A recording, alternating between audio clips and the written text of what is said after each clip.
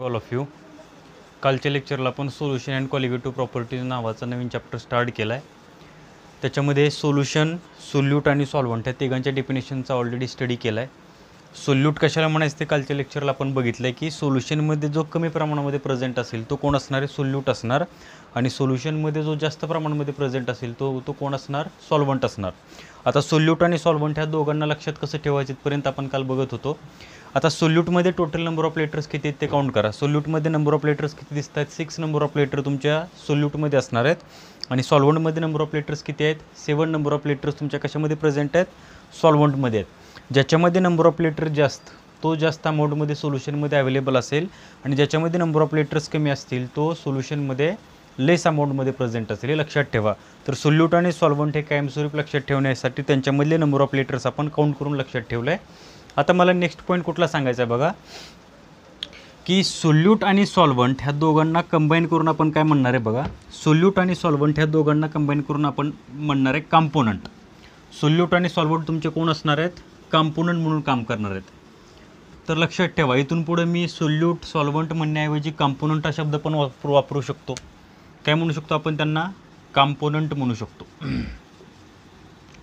Component किंवा त्यांना आपण काय म्हणू शकतो बघा, सबस्टन्स म्हणू शकतो. सिंपल लक्षात ठेवा, तुम्हाला सबस्टन्स पाहिजे असेल तर सबस्टन्स म्हणा, कॉम्पोनंट पाहिजे असेल तर कॉम्पोनंट म्हणा. आता सोल्यूट आणि सॉल्व्हंट त्याच्याऐवजी आपण कुठला शब्द वापरू शकतो, ठीक आहे. ते सोल्यूट आणि सॉल्व्हंटचे मिनिंग चेंज होणार नाहीत, फक्त आपण त्यांना काय म्हणणार आहे, कॉम्पोनंट म्हणणार आहे. म्हणजे कॉम्पोनंटमध्ये कोण आलं तुमचे, कॉम्पोनंटमध्ये सोल्यूट पण आला, कॉम्पोनंट म्हणल्यानंतर कोण आला, सोल्यूट पण आला, आणखीन कोण आला, सॉल्व्हंट पण आला. तसंच सबस्टन्स म्हणल्यानंतर कोण आलं, सोल्यूट पण आला आणि सॉल्व्हंट पण आला. हे फक्त लक्षात ठेवा.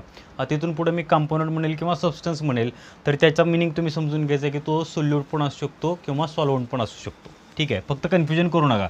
Component are nothing but solute and solvent, substance and solute किंवा सॉल्व्हंट, हे लक्षात ठेवा, ठीक आहे. आता मला काय करायचं आहे की तुमच्या सोल्युशनमध्ये जे प्रेझेंट असणार आहेत कोण, सबस्टन्स किंवा कॉम्पोनंट म्हणजे सोल्यूट किंवा सॉल्व्हंट, त्याच्यावरून आपण सोल्युशनचं क्लासिफिकेशन केलं आहे. कशावरून बघा, मी पाहिजे तरी इथं सेपरेटली लिहितो आहे. डिपेंडिंग अपॉन कशावरती डिपेंड आहे, डिपेंडिंग अपॉन नंबर ऑफ, कोणाचे नंबर ऑफ कॉम्पोनंट म्हणजे तुमचे कोण आले, सोल्यूट आणि solvent. Depending upon number of component सोल्युशनचं क्लासिफिकेशन कसं केलं बघा. आता एक लक्षात ठेवा की तुमच्या सोल्युशनमध्ये नंबर ऑफ कॉम्पोनंट्स किती असले पाहिजे, maximum and minimum number of components किती. सोल्युशनमध्ये मिनिमम नंबर ऑफ कॉम्पोनंट्स किती असणार, 2 असणार. कारण सोल्युशनच्या डेफिनेशनमध्ये आपण काय सांगितलं आहे, 2 or more number of components. म्हणजे लेस नंबर ऑफ कॉम्पोनंट किती आले, मिनिमम नंबर ऑफ कॉम्पोनंट किती, 2, तरच तुम्ही सोल्युशन फॉर्म करू शकणार. 2पेक्षा कमी असतील तर त्याला तुम्ही सोल्युशन म्हणू शकत नाही. म्हणजे मिनिमम नंबर ऑफ कॉम्पोनंट किती झाले आपल्याकडे, 2 झाले. म्हणून आपण ज्यावेळेस डिपेंडिंग अपॉन कॉम्पोनंट किंवा कॉम्पोनंटच्या नंबरवरून ज्यावेळेस क्लासिफिकेशन करतो, नंबर म्हणजे काय असेल, 1 2 3 4 5 दीज आर द नंबर्स. ह्या नंबरवरून ज्यावेळेस आपण कॉम्पोनंट सोल्युशनचं क्लासिफिकेशन करायला लागलो depending upon number of component, तर काय घडणार आहे बघा, की इनिशियली एक लक्षात ठेवायचं की जर 2 कॉम्पोनंट असतील तर आपल्या सोल्युशनचं क्लासिफिकेशन कशावरून स्टार्ट होणार आहे, त्याच्याजवळ प्रेझेंट असणाऱ्या 2 कॉम्पोनंटवरून. जर त्याच्याकडे फक्त 2 कॉम्पोनंट अवेलेबल असतील तर this solution is called as binary solution. जर किती कॉम्पोनंट प्रेझेंट असतील, 2 कॉम्पोनंट प्रेझेंट असतील तर त्या सोल्युशनला कुठलं सोल्युशन म्हणायचं, बायनरी सोल्युशन, ठीक आहे. लक्षात ठेवा. बायनरी सोल्युशन म्हणजे काय, a solution in which how many number of components are available. Binary solution असतील तर 2 नंबर ऑफ कॉम्पोनंट्स, पाहिजे तर मी इथं लिहितो. बायनरी सोल्युशन म्हटलं तर किती नंबर ऑफ कॉम्पोनंट्स आले, 2 कॉम्पोनंट्स आले. मग त्याच्यावरून पहिला क्लास तुमचा कोण आला, नंबर ऑफ कॉम्पोनंटवरून तुमच्या सोल्युशनचा पहिला क्लास कुठला आला, बायनरी सोल्युशन. कोणाला म्हणायचं बायनरी सोल्युशन, की ज्या सोल्युशनमध्ये मॅक्झिमम नंबर ऑफ कॉम्पोनंट्स किती असतील तर 2 नंबर ऑफ कॉम्पोनंट असतील तर this solution is called as binary solution. आता ठीक आहे, बायनरीचा मिनिंग लक्षात आला असेल तर नेक्स्ट क्लास तुमचा कुठला असणार आहे. समजा मी इथं नेक्स्ट क्लासचं फक्त नाव लिहिलं तर तुम्ही ऑलरेडी ते समजून घ्यायला पाहिजे की नेक्स्ट क्लास कुठला असेल आणि त्याच्यामध्ये नंबर ऑफ कॉम्पोनंट्स किती असतील. बायनरीमध्ये जर 2 कॉम्पोनंट असतील तर टर्नरी सोल्युशनमध्ये किती असणार आहेत, definitely binary stands for bi, stands for 2, ternary stands for tri किंवा 3.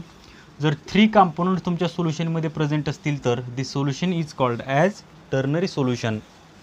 नंतरचा असेल तो कुठला, क्वाटर्नरी सोल्युशन. नेक्स्ट टाईप कुठला आहे बघा तुमचा क्वाटर्नरी सोल्युशन. क्वाटर्नरी सोल्युशनमध्ये डेफिनेटली नंबर ऑफ कंपोनंट्स किती असले पाहिजेत. मग त्या कंपोनंटमध्ये सोल्यूट पण आला आणि सॉल्व्हंट आला बरं का. आता इथं जर मी 2 कंपोनंट म्हणत असेल तर एक सोल्यूट असेल एक सॉल्व्हंट असेल. इथं मी 3 कंपोनंट म्हणत असेल तर मे बी 2 सोल्यूट असतील एक सॉल्व्हंट असेल. इथं क्वाटर्नरी सोल्युशन असेल तर इथं काय असणार बघा. क्वाटर्नरी सोल्युशन म्हटलं तर टोटल नंबर ऑफ कंपोनंट्स किती अवेलेबल असतील. जर क्वाटर्नरी सोल्युशन असेल तर टोटल नंबर ऑफ कंपोनंट्स किती असले पाहिजे 4 नंबर ऑफ कंपोनंट्स असले पाहिजे. हे तुमच्या लक्षात येते का बघा अगोदर. क्लासिफिकेशन लक्षात येते का. कारण सोल्युशनचं आपण वेगवेगळ्या टाईपमध्ये क्लासिफिकेशन करतो. प्रत्येक क्लासिफिकेशन कशाशी रिलेटेड आहे की बाबा सोल्युशनचं क्लासिफिकेशन आपण हे 3 नाव कशामुळे आले ते तुमच्या सगळ्यांच्या लक्षात येतात का बघा. हे 3 नाव कशामुळे आले की त्या सोल्युशनमध्ये प्रेझेंट असणाऱ्या कंपोनंटवरून. जर 2च असतील तर बायनरी, 3 असतील तर टर्नरी आणि 4 असतील तर क्वाटर्नरी सोल्युशन. हे कशावरून आपण क्लासिफिकेशन केलं त्याच्यामध्ये प्रेझेंट असणाऱ्या कंपोनंटवरून. आणि कंपोनंट म्हणजे असे दुसरे कोण आहेत का नाही आहे. कंपोनंट म्हणजे डेफिनेटली कोण असणार सोल्यूट आणि सॉल्व्हंट. ह्या दोघांपैकी कोण ना कोण असू शकतो तर तो कोण झाला कंपोनंट झाला. बघा हे 3 क्लासिफिकेशन लक्षात आले असतील तर याचा स्क्रीनशॉट काढून ठेवा. ज्यावेळेस तुम्ही अभ्यास करायला बसाल त्यावेळेस हे इझिली तुम्ही अंडरस्टँड करू शकता किंवा समजून घेऊ शकता. ठीक आहे. आता जर हे क्लासिफिकेशन तुमच्या लक्षात आलं असेल तर नंतर सोल्युशनचं क्लासिफिकेशन करायचं डिपेंडिंग अपॉन. आता मी काय करणार आहे बघा depending upon number of component ऐवजी दुसरा टाईप मी तुम्हाला इथे एक्सप्लेन करणार आहे. जर हा लक्षात आला असेल तर नेक्स्ट पॉईंट मी तुम्हाला एक्सप्लेन करतो. जर काय समजत नसेल तर त्यावेळेस मला तुम्ही त्याच्यावरती क्वेश्चन्स विचारा. आता हा जो पॉईंट असेल नेक्स्ट जो क्लास असेल तो कशावरती असणार आहे आणि त्याच्यामध्ये टाईप्स किती असणार आहेत हे पण क्लिअर करा.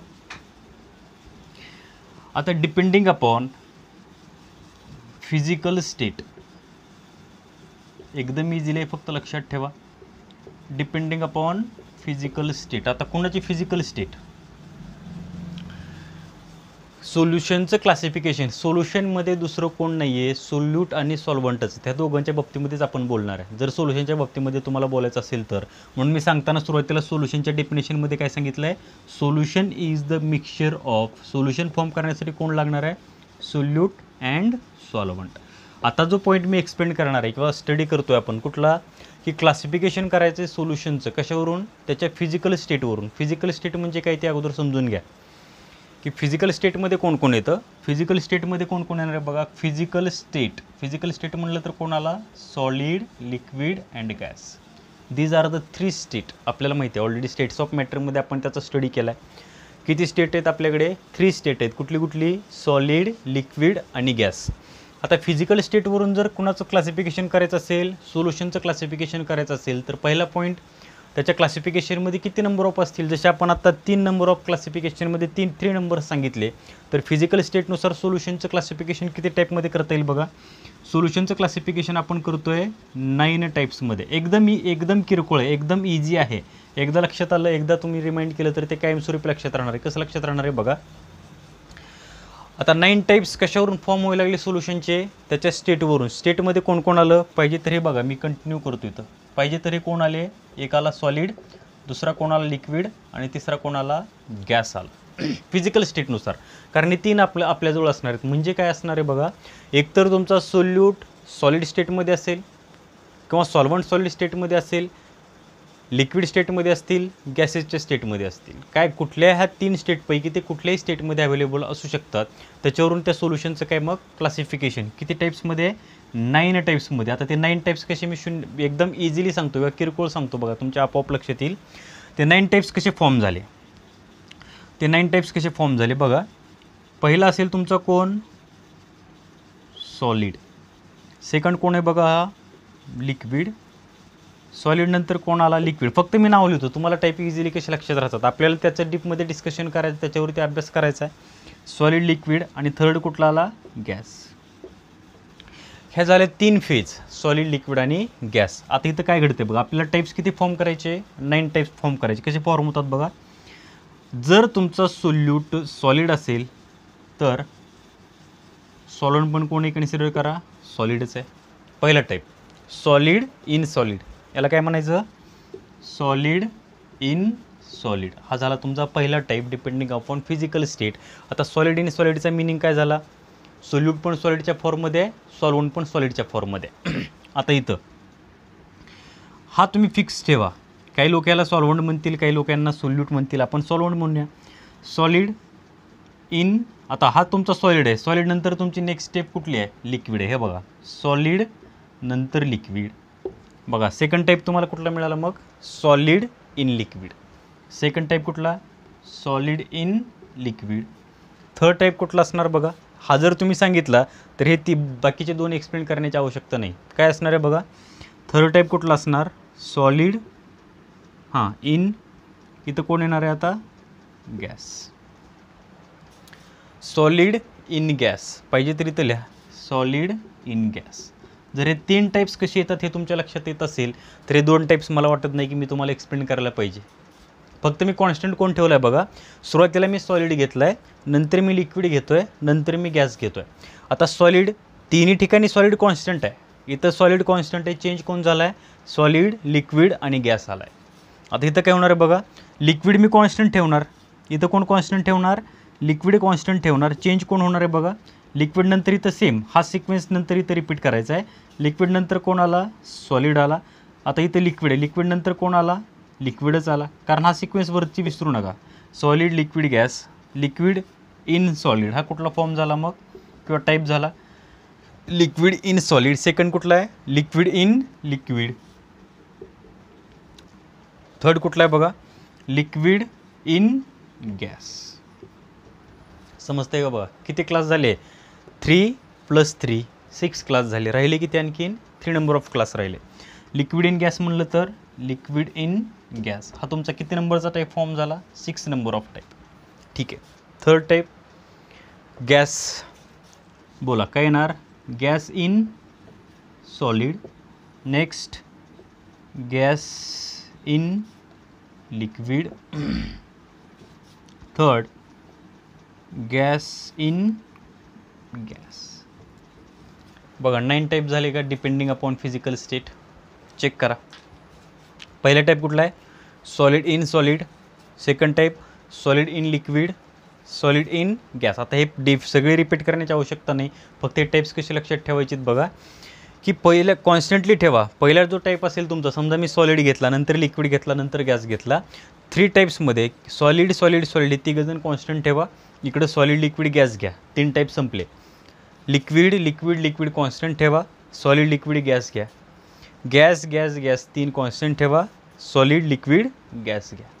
बघा जर फिजिकल टाईपनुसार क्लासिफिकेशन लक्षात येत असेल तर मला वाटतं सगळ्यांच्या लक्षात आलं असेल. याच्यामध्ये अवघड असं काही नाही आहे. आपण याचे फक्त नेक्स्ट पॉईंट जो मी तुम्हाला एक्सप्लेन करणार नेक्स्ट व्हिडिओमध्ये, त्याच्यामध्ये प्रत्येकाचे आपण एक्झाम्पल स्टडी करणार आहे की सॉलिड इन सॉलिडचं एक्झाम्पल कुठलं, किंवा लिक्विड इन सॉलिडचं एक्झाम्पल कुठलं, लिक्विड इन गॅसचं एक्झाम्पल कुठलं. आणि हे क्वेश्चन्स तुम्हाला CETमध्ये विचारलं जाणार आहे की this is the example of gas in solid, this one is the example of solid in gas. असे तुम्हाला एक्झाममध्ये क्वेश्चन विचारले जाणार आहेत, ते तुम्ही फेस करणार आहे. ठीक आहे. बघा हे लक्षात येत असेल तर याचा पण स्क्रीनशॉट काढून ठेवा. मी ऑलरेडी नोट्समध्ये हे प्रोव्हाइड केलं आहे, तरी पण तुम्ही काढून ठेवा. ठीक आहे. आता नेक्स्ट टाईप कुठला असेल? क्लासिफिकेशनमध्ये पहिला कुठला झाला आहे? नंबर ऑफ कॉम्पोनंटवरून. Binary, ternary, quaternary. आता फिजिकल स्टेटवरून 9 टाईप्स. आता ते डबल रिपीट करण्याची माझी तरी इच्छा नाही आणि मला वाटत नाही की तुम्ही पण ते माझ्याकडून अपेक्षित करता की सरांनी ते रिपीट करायला पाहिजे. बघा जर हे दोन्ही टाईप्स लक्षात आले असतील तर नेक्स्ट टाईप कुठला असेल बघा?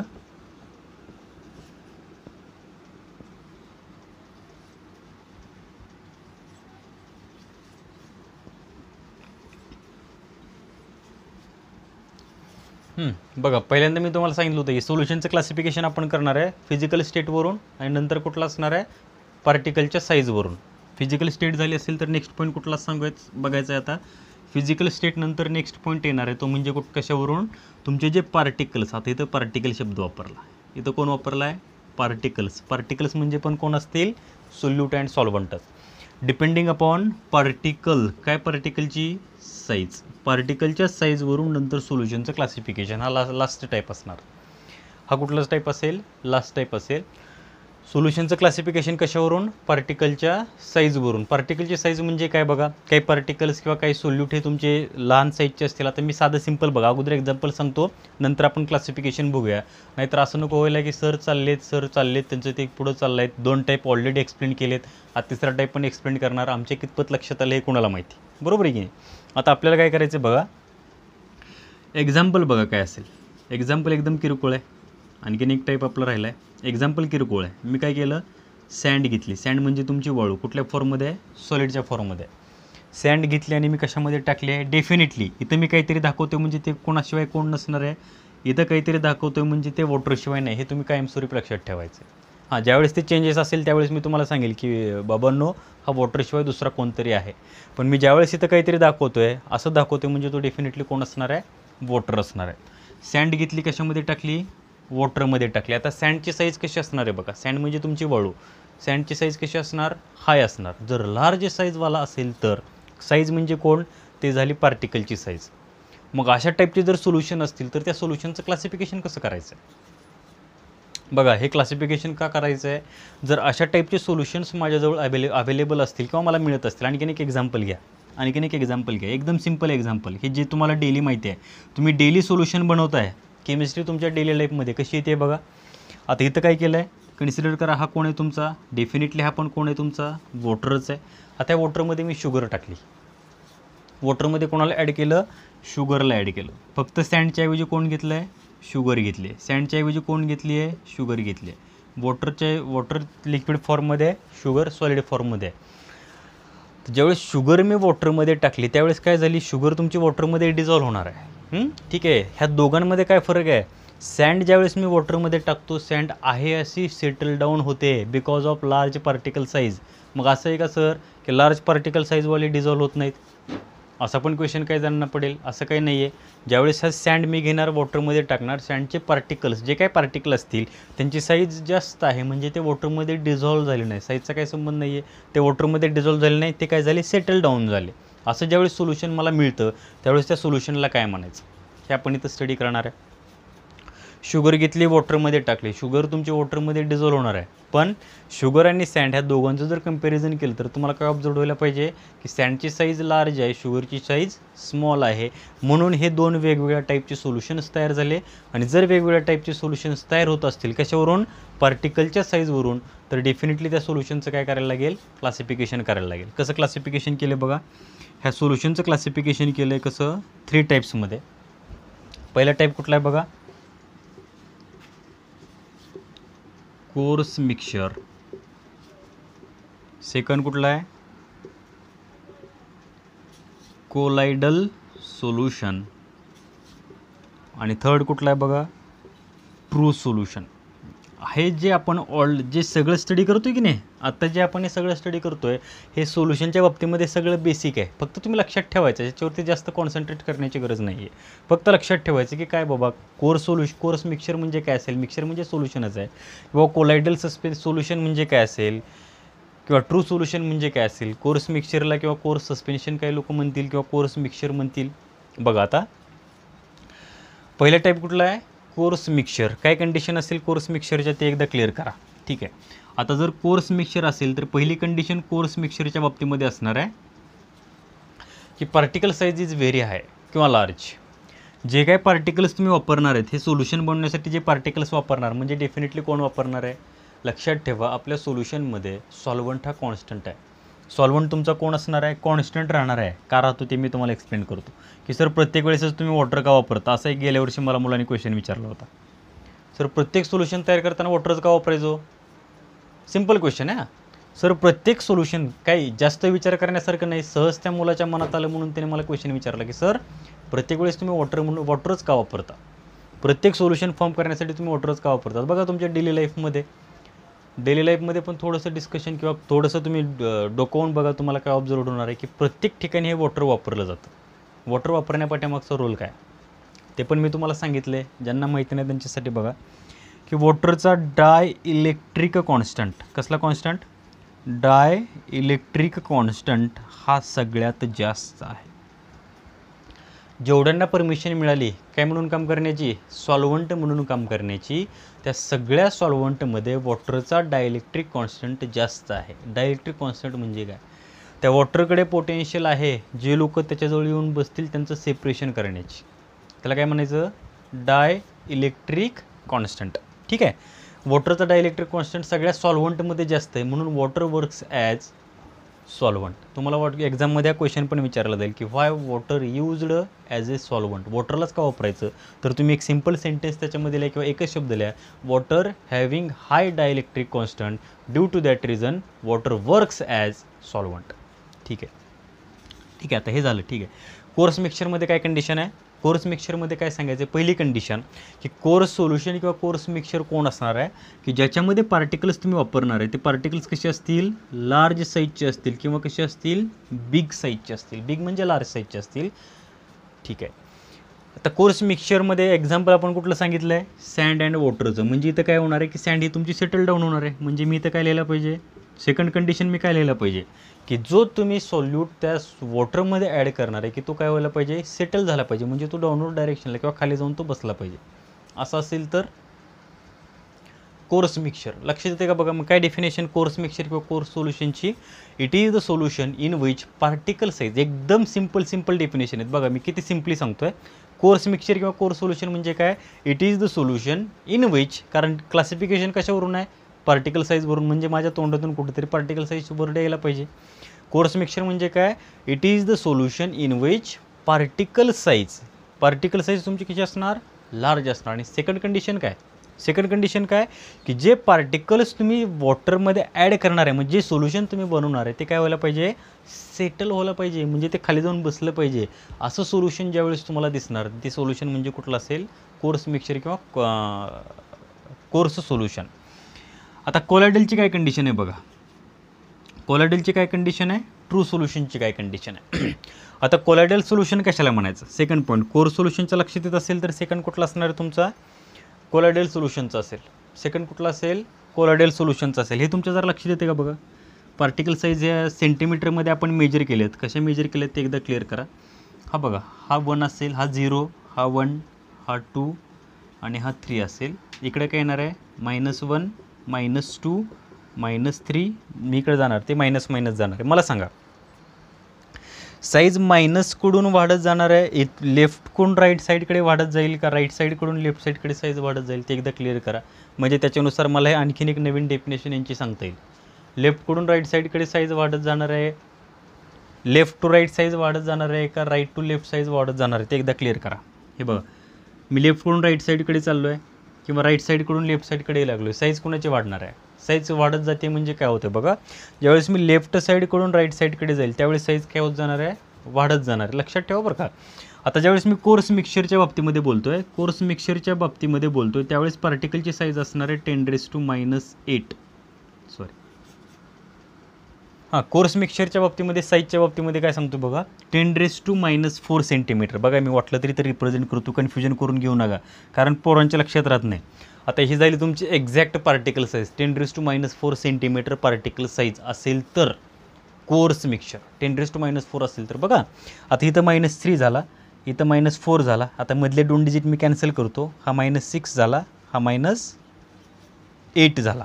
मग मला सांगा, कोर्स मिक्सचरमध्ये पार्टिकल साईज कशी आहे, लार्ज आहे. मग त्यांची साईज किती झाली, 10⁻⁴ सेंटीमीटर असेल तर ते लार्ज साईजवाले. पण आपली लार्ज साईज एवढी नाही आहे की 10⁻100, 10⁻1000, 10⁻2000 एवढ्या सेंटीमीटरचं आपण हे सोल्युशन बनवत नाही. हे स्मॉलेस्ट अमाऊंटमध्ये सोल्युशन तयार केलेले आहेत. हे काय आपले सोल्युशन मोठमोठ्या लार्ज अमाऊंटमध्ये तयार केलेले नसतात. म्हणून ही साईज आपल्याला सगळ्यात मोठी वाटते, depending upon particle size 10⁻⁴ centimetre. तुम्हाला एक्झाममध्ये क्वेश्चन विचारला जातो, खाली दिलेल्या सोल्युशनपैकी, म्हणजे समजा सँड अँड वॉटरचं एक्झाम्पल दिलं आहे, this example is dash type of solution, coarse, colloidal or true. हे तुम्ही त्यावेळेस ॲनालिसिस करायचं आहे. 10⁻⁴. आता कोर्स मिक्सचरची साईज बाबा, पार्टिकलची साईजची रेंज किती आहे, 10⁻⁴ सेंटीमीटर जर दिला असेल तर तुमच्या डोक्यामध्ये क्लिक झालं पाहिजे की डेफिनेटली हे कुठलं सोल्युशन आहे किंवा कुठलं मिक्सचर आहे, कोर्स मिक्सचर आहे. लक्षात ठेवा. आता कोलायडल सोल्युशन, हे बघा, आपली केमिस्ट्री एवढी सोपी आहे. काय केलं आहे बघा, कोर्स, कोलायडल, ट्रू. आता 1 2 3 हे जर मी सिक्वेन्सने लावलीत असेल काय, त्या ज्यांनी हा सिलेबस मॉडिफाय केला त्यांना खरंच मानलं पाहिजे. का मानलं पाहिजे बघा, कोर्स नंतर कोलायडल नंतर ट्रू सिक्वेन्स बघा. जरी तर कोलायडल येत असेल तर त्याची साईज कोर्स आणि ट्रूपेक्षा कशी असेल, कमी असेल. कोर्सपेक्षा कमी असेल, ट्रूपेक्षा जास्त असेल, म्हणून तो मध्ये आला. ट्रू सोल्युशनची काय कंडिशन असेल, कोर्स आणि कोलायडल ह्या तिघांपेक्षा ट्रू सोल्युशनची साईज कशी असणार, डेफिनेटली स्मॉल असणार. कारण वरती बिग आहे, बिग स्मॉल स्मॉल. जर वरती इथं स्मॉल असते तर इथं नंतर कोणाला असते बिग, नंतर इथं त्याच्यापेक्षा व्हेरी बिग. लक्षात ठेवा, हा सिक्वेन्स दिला आहे म्हणजे हा सिक्वेन्स लक्षात कसा ठेवायचा आहे. कोर्स म्हणलं तर सगळ्यात लार्ज साईजवाला, कोलायडल म्हणलं तर मिडलवाला.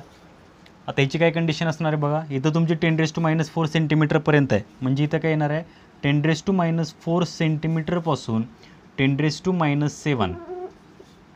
10⁻⁻⁴ सेंटीमीटरपासून 10⁻⁻⁷ सेंटीमीटरपर्यंत जेवढे साईजचे सोल्युशन तुमच्याकडे असतील, जेवढ्या साईजचे पार्टिकल्स तुमचे असतील, ते जे सोल्युशन बनवणार ते कुठलं असणार आहे, कोलायडल सोल्युशन.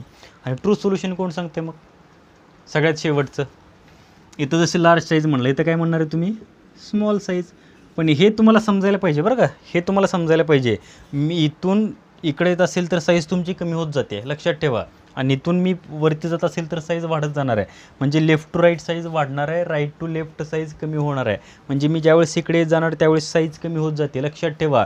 10⁻⁻⁴ अगोदर येत आहे म्हणजे त्याची साईज जास्त आहे. 10⁻⁻⁴ नंतर 10⁻⁷ येत आहे म्हणजे 10⁻⁴ च्या पाठीमागं 10⁻⁷ आहे. पॉझिटिव्ह निगेटिव्हमधला मिनिंग समजून घ्या जर केमिस्ट्री समजायची असेल तर, ठीक आहे. ट्रू सोल्युशनची काय कंडिशन असणार आहे, ट्रू सोल्युशनमध्ये जे सोल्युशन असतील त्यांची साईज कशी असणार आहे, स्मॉल असणार आहे. आणि ती साईज कशी असेल, लेस दॅन 10⁻⁻⁸ किंवा डायरेक्ट 10⁻⁸ सेंटीमीटर साईज. एवढ्या साईजवालं जे सोल्युशन असेल ते कशामध्ये बोलणार आहे, ट्रू सोल्युशनमध्ये बोलणार आहे. बघा आता तिन्ही एकदा रिपीट करतो. कोर्स मिक्सचर किंवा coarse solution large size. Second condition settle down म्हणजे तो बॉटमला सेटल होतो आहे. थर्ड कंडिशन पार्टिकलची एक्झॅक्ट साईज जर विचारली तर 10⁻⁴ सेंटीमीटर. कुणीही तुम्हाला म्हणले की बाबा पार्टिकलची साईज 10⁻⁴ सेंटीमीटर आहे, काय येणार आहे बाबांनो, मग तुम्ही डेफिनेटली सांगायचं coarse mixture. Colloidal solution 10⁻⁴ centimetre to 10⁻⁷ centimetre. Definitely एवढी रेंज दिसली तर काय असणार आहे, कोलायडल. आणि ट्रू सोल्युशनमध्ये सगळ्यात स्मॉल, लहान स्मॉल साईजवाले जेवढे असतील ते कुठले, ट्रू सोल्युशन. साईज किती आहे, 10⁻⁸ सेंटीमीटर. बघा हे जर लक्षात आलं असेल तर उद्याच्या लेक्चरला आणखीन एक टाईप राहिला की जो मला सांगता सांगता लक्षात आला, ॲक्वेस सोल्युशन आणि नॉन ॲक्वेस सोल्युशन. उद्याच्या लेक्चरला मी तुम्हाला ते एक्सप्लेन करतो. हे फक्त लक्षात ठेवा, साईज असतील तर साईजचे लक्षात ठेवा. असे लक्षात राहत नसतील तर काय करा, एका पेजवरती लिहा. ते पेज अशा ठिकाणी लावा की जे ठिकाण तुम्ही जास्तीत जास्त वेळ बघताय अशा ठिकाणी ते लावा की जेणेकरून जास्तीत जास्त तुमचं त्याच्याशी कॉन्टॅक्ट येईल. ठीक आहे, थँक्यू.